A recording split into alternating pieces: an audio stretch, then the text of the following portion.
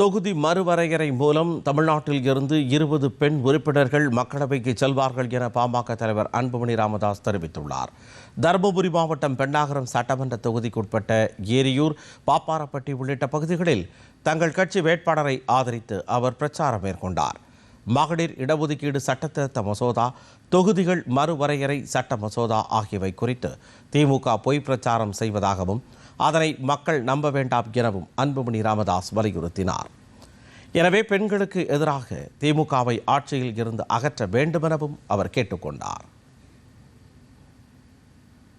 தமிழ்நாட்டில் இன்னைக்கு 39 நாடாளுமன்ற தொகுதி மக்களவை தொகுதிகள் இருக்கிறது.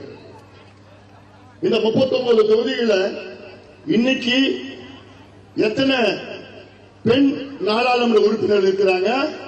3 பேர் தான் இருக்கிறாங்க.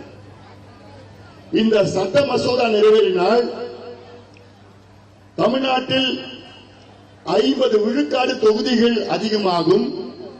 39 தொகுதியிலிருந்து 59 தொகுதிகளாக உயரும்.